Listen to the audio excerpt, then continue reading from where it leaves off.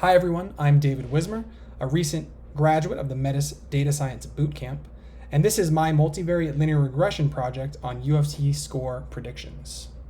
The goal of this project was to create a multivariate linear regression model to determine the winner of a UFC fight given the fight metrics. So these are things like striking statistics, grappling statistics, control time, etc. For those who don't know, the UFC is the Ultimate Fighting Championship. It's the marquee mixed martial arts organization in the world. There are 3 to 5 rounds per fight, and for each round, each judge gives 10 points to the winner of that round in their eyes. The loser of the round receives 9 points, or in some cases, even 8 points if it's a super lopsided round. In the event of a tie, both fighters would get 10 points. And so each judge adds up the points from each round to determine the winner of the fight. And the fighter that gets the vote from the most judges actually is awarded the win for that fight. Judges score fights based on a hierarchy of criteria. The first is effective striking and grappling. So this is things like strikes to the head or kicks or takedowns, takedown defense, etc. Second is effective aggression. In the event that effective striking and grappling is too close to call, effective aggression is the next criterion. And this is things like who is trying to end the fight more seriously. One fighter may be playing very conservatively, the other is trying to knock the other fighter out or go for submissions, in which case they would get the nod in that particular round. And 3 is control of the fight area. So for instance, if both fighters are on the ground, the fighter who's on top controlling the position is in control. My dataset included 2,258 fights, or around 4,500 individual records, because I had the record for Fighter 1 and Fighter 2 for each fight. The features were individual statistics then converted into the disparity between Fighter 1 and Fighter 2. For instance, if Fighter 1 had 10 strikes in the fight, and Fighter 2 had 5 strikes in the fight, Fighter 1 would show a positive 5 disparity in that particular feature for strikes, whereas Fighter 2 would show negative 5. The train test split I used was 60% training, 20% validation, and 20% testing, and I used a time-based split. So rather than using a random split that you could do in scikit-learn, I picked a timing cutoff, and the reason I did this was to ensure that Fighter 1 and Fighter 2 from the same fight would actually be in the same side of the training and testing data. You don't want to train on Fighter 1 from a fight and then test on Fighter 2 from that same fight, because technically those 2 records are mirror images of each other, so that wouldn't be a fair comparison. So looking at some of the statistics that are used in my model, you can see this gray box at the bottom: significant strikes landed, significant strikes attempted, takedowns landed and attempted, control time, leg strikes, body strikes, head strikes, submission attempts, total strikes landed and attempted. And you'll see later that some of these get cut through the feature reduction process.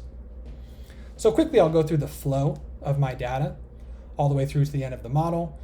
So at the beginning, I'm getting my data from UFCstats.com and MMAdecisions.com using a scraping tool called Scrapy, an object-oriented programming scraper. I cleaned my data, or rather, I stored my data with PostgreSQL. I used SQL Alchemy to interact with that database and pull information for my modeling. I cleaned my data and organized the features with pandas and NumPy. Regression models were built using scikit-learn, and I did all my visualization that you'll see here in this presentation using Seaborn and Matplotlib. So first, looking at the web scraping flow, this is UFCstats.com. It begins on an events and fights page. So this shows each individual fight night. So it's a collection of fights for a current or a particular date. My web scraper had to go into each one of those links, which you'll see here in screenshot number 2. And then you've got a single fight night with all of the fights from that event.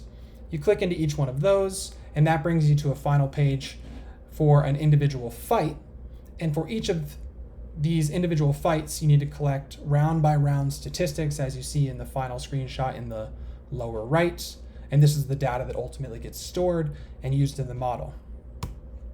I also needed information for which fighters won the fight. This is judging information. And so to do this, I went to MMAdecisions.com, and the flow is very similar. It starts with a list of events. From there, you follow it to a list of fights for the given event.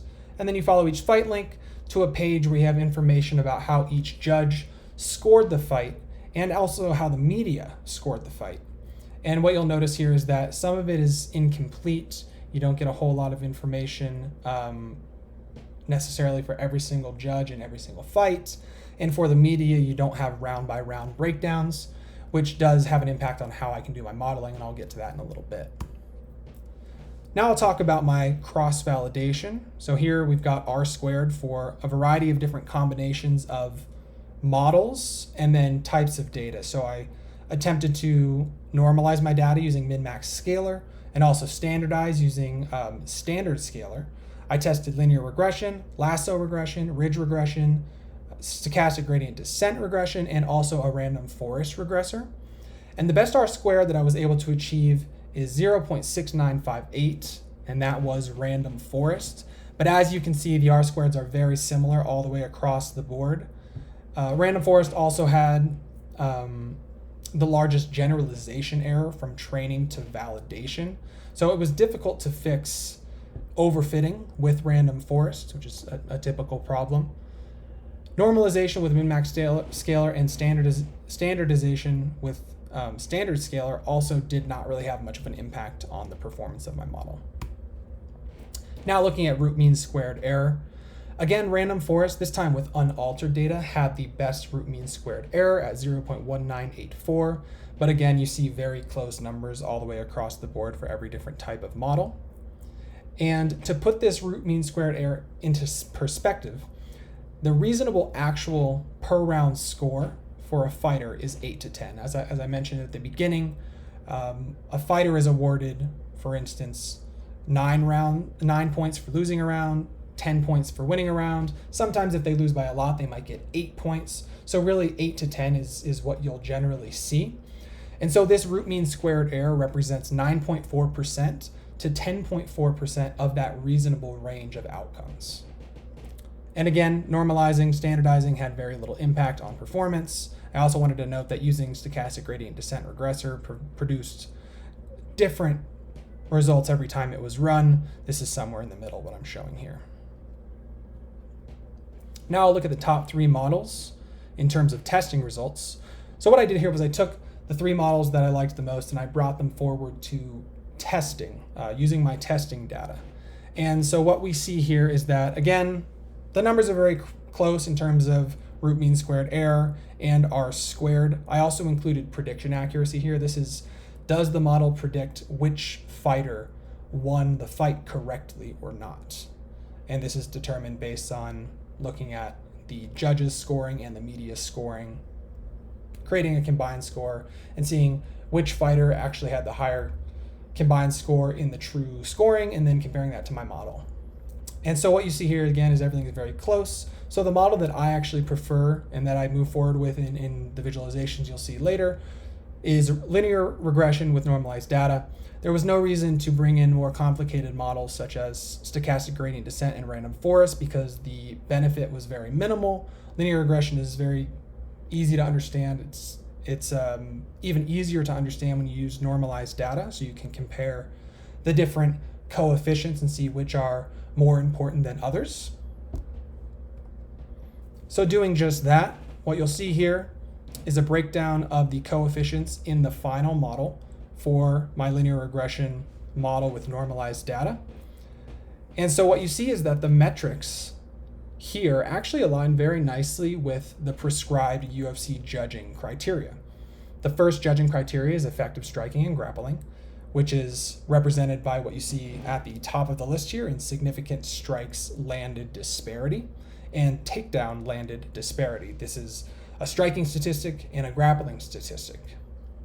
The second UFC judging criteria is aggression. This is somewhat represented by control time disparity, the third down in the list. Also knockdown disparity. So a knockdown is when you hit a fighter and they fall to the ground. So this is kind of a measure of how damaging a strike may have been. Definitely can represent aggression. The third and final UFC judging criteria is fight area control. Again, control time disparity is a clear representation of that particular criterion. So the error term for this model is 7.2543. And the takedown attempts have a negative impact on projected score. This is interesting. It's the only feature that comes up red.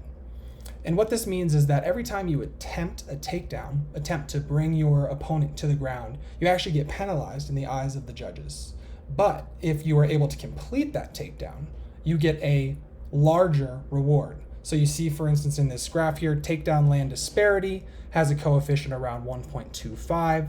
Takedown attempted disparity has a coefficient at 0.47. Here we're seeing the winner prediction of the linear regression model. And the winner prediction accuracy is 85.5%, meaning that when you give it data 85.5% of the time, it will give a higher expected score for the correct winner of that fight, as determined by the judges and media. And so what you see here is that the red dots are when it was a correct prediction, and the black dots are when it was an incorrect prediction. And typically the model gets it right when both the actual per round score and the predicted per round score are on the same side of 9.5. And that makes sense, right? Because typically a round is scored 10 points for the winner and 9 points for the loser. So the average would be 9.5 points. And so if you beat that average, you generally won the round. If you lose, you generally came in below that average of 9.5. And so, as you see here, the black dots are in the upper left and lower right quadrant, where that would not be true. And so where are our statistics falling short? Where is the model getting it wrong? Here we see metric distributions for when we had a correct versus incorrect prediction. And so what we notice is that for the black box plots, the distribution is generally narrower than for the red box plots when the prediction was correct. And so what this means is that for objectively closer fights in terms of statistics, the model has a harder time predicting things correctly, which is obviously what you would expect in a well-built model. And what this means is that there are probably some factors in these fights that are not represented by the statistics. For instance, statistics are going to struggle to capture the aggression of a fighter or how much damage the strikes have done. Really, all you can do is say in the statistics, yes, a strike was landed, a strike was missed, a takedown was landed. We don't know if a submission attempt was very close to being completed or if the submission attempt was really just brief and had no chance of being completed. These are things that the statistics really can never actually capture, and it's always going to be a shortcoming in this type of model. So for future work, I'd like to enhance the model to have better predictive capability. And one way I might do this is by looking at logistic regression on a per round basis. It might be nice to know just who won each round and predict the winner of the fight in that way, rather than looking at the statistics from an entire fight.